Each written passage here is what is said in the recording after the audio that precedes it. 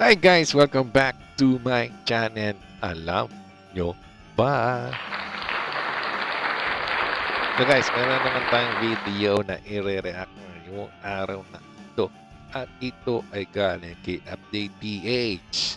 At ang sabi nga dito, BRP Jose Rizal, the FF-150 receives numerous new weapon upgrades and will soon undergo testing. Nice! Pero sana pati yung FF-151 natin, kung I'm not mistaken, yung Antonio Luna rin, sana rin kung ano man yung in-upgrade na ginawa sa ating Jose Rizal, gawin din sa Antonio Luna natin. Kasi sister ship niya yan Diba? Na naging Corvette na lang. Kasi ang frigate na natin is yung Malvar class, saka yung Diego Sila class ng ating Malvar nga.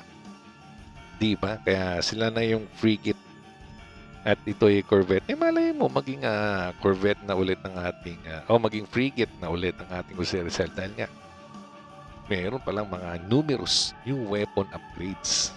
Diba? Yan ang malupit dyan. Kasi marami pa talagang pwedeng ilagay sa ating mga barko. Diba? Na mga kahit dapat mga missile systems nga yan o kahit mga decoy man lang yan diba? Kasi yun ang kailangan din nalaga natin, diba? Sa ating barko. Kung possible nga lagyan ng 16 cell o 8 cell man lang na multi-launch rocket o system diba? Mga vertical rockets, yung missile, diba? Vertical launch system. Meron naman, pero dadalawa-dalawa lang kasi. Mas maganda kasi kung apat-apat. Diba? Ay, pero at least, diba? Unti-unti naman yan. Unti-unti. Huwag tayo magmadali. Diba? Kasi tight na tight ang budget natin. Yun ang problema dyan. Ay, alam mo yung marami tayong gustong gawin. Marami tayong gustong bilhin o i-upgrade o dagdagan sa ating mga assets o mga military armaments. Hindi natin magawa. Kahit pa paano, paunti-unti, nagagawa naman. Pero kung may budget talaga, madali na lang talaga yan para sa atin. Diba? Kasi talagang nagmamadali na tayo talaga ngayon. Na kahit pa paano, matipensahan natin yung bansa natin. Naman sa mga nambubuli sa atin. Kasi naman importante sa atin, matipensahan natin at mapantayan natin ang ating teritoryo. Diba? Ang dami ko na naman sinasabi. Kung wala pa tayo nga sa video. Eto na. Panoorin na natin.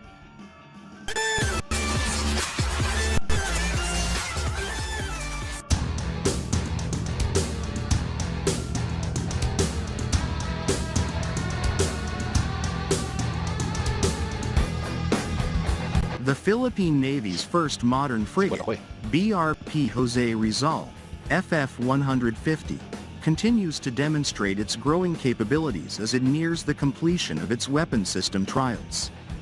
Since its commissioning in 2020, the frigate has undergone rigorous testing of its advanced weapon systems, highlighting the Navy's commitment to maintaining a credible defense posture in the region. In recent years, BRP Jose Rizal has successfully tested and launched several of its key weapon systems. Maliit lang pala yung nalagyanan niya ng mga cells. Hindi siya ganun kalaki katulad sa ating Malvar class, di ba? Kasya ba 8 cells doon? Kala ko malaki yung space na yun di ba? Ito yung hindi tinutukoy kung makikita. Defense posture in the region. In recent years, BRP Jose Rizal has successfully tested and launched. Yan, yung nasa may play button, yan. Diba? Parang maliit, yun.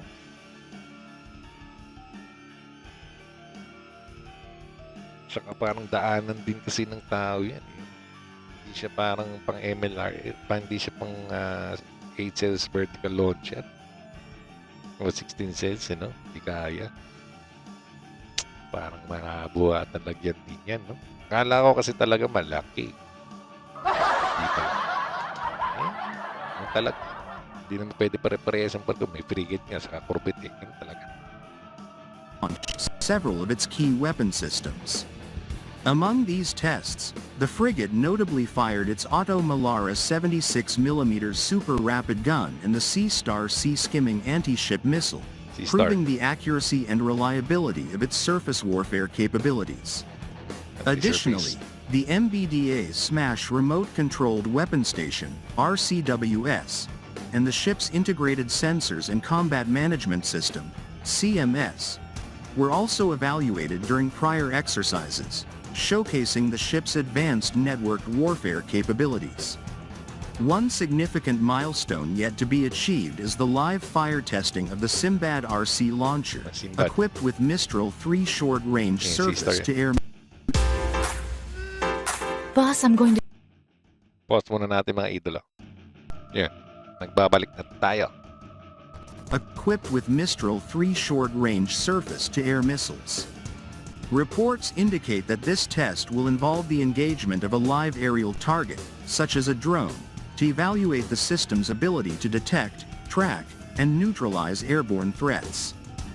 The Mistral 3 missile, renowned for its accuracy and agility, is a Mistral. critical component of the frigate's defense against low-altitude aerial threats, including drones, helicopters, and aircraft. According to sources familiar with the Navy's modernization efforts, this long-anticipated live-fire drill is expected to take place soon, marking another leap forward in the operational readiness of the BRP Jose Rizal and its sister ship, BRP Antonio Luna, FF-151. Successfully completing the Simbad RC test would solidify the frigate's multi-role capabilities, ensuring it is well equipped to handle the diverse threats it may face in the maritime domain. The testing and integration of these systems are part of the broader AFP modernization program, which seeks to enhance the Philippine Navy's ability to protect its territorial waters and secure its maritime interests. The BRP Jose Rizal, as the lead ship of its class, represents a significant milestone in the Navy's transformation into a more modern and capable force. As tensions in the South China Sea continue to escalate, ensuring that key Ano ulit title? Receives numerous new weapon upgrades. Parang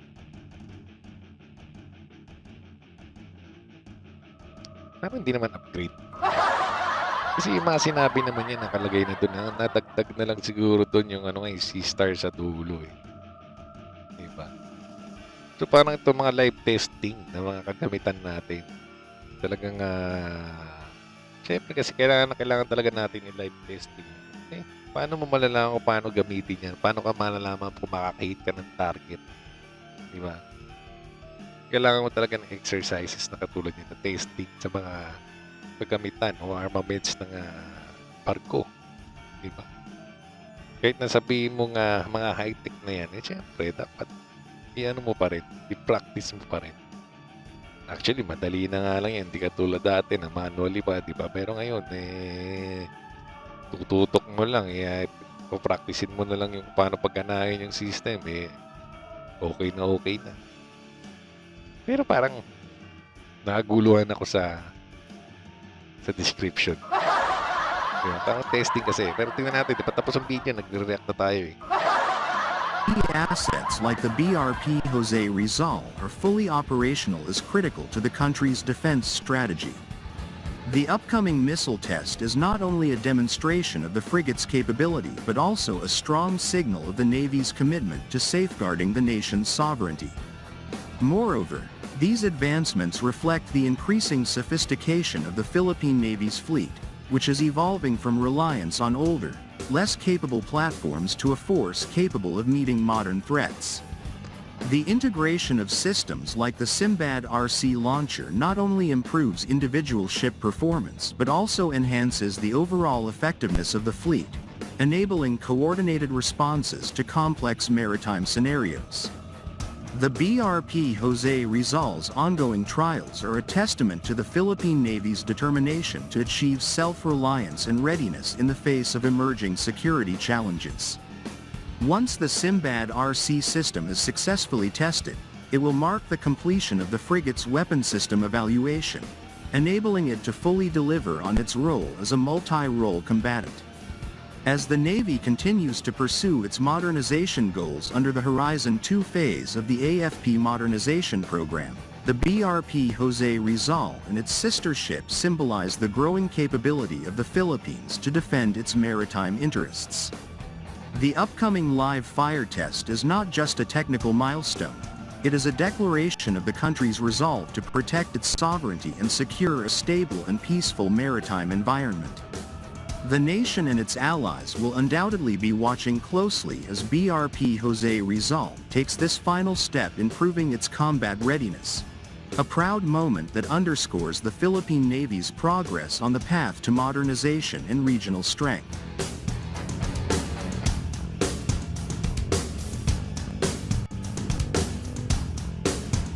Okay, so usually yung video na to is yung mga live firing ng mga armaments ng ating Jose Rizal class. Diba? Okay talaga na i-test talaga lahat yan para yun nga, ma-practice tayo para in case of emergency, in case na kailangan gamitin alam na natin gamitin. Diba? Hindi yung pang display lang yan, kaya kailangan talagang mag-live firing ng mga armaments ng ating barko. Diba? Kahit na mga exercises yan, kailangan mo pa rin gawin yan para makita mo kung maayos ba ang ating mga armaments or mga systems ng ating mga armaments kung gumagana ng maayos, di ba? Okay na okay yan sa ating Sana nga magdagdagan pa. Kala ko kung ano yun. Parang may narinig ko kung parang may gumalaw. Pero nga, sana madagdagan pa ang ating mga missile systems ng ating kahit mga decoy launcher, di ba? Yung Safran yan, pwede pang ilagay yun dyan eh. Di ba? Pati another mga secondary guns. Di ba? Kaya,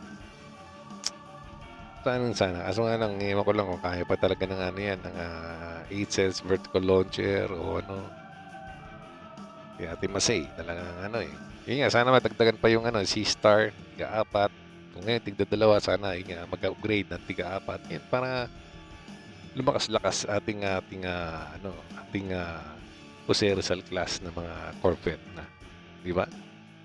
So yun, so abang-abangan na lang natin guys, yung live firing nitong ating Jose Rizal. At siguro next naman dito yung Antonio Luna naman. Diba? So yun. So, maraming salamat sa video ni Update PH. So, ilalagay ko po sa description down below full video na to, pati po ang kanyang YouTube channel. So, huwag niyo pong kalimutan na mag-subscribe po sa kanya, mga idolo.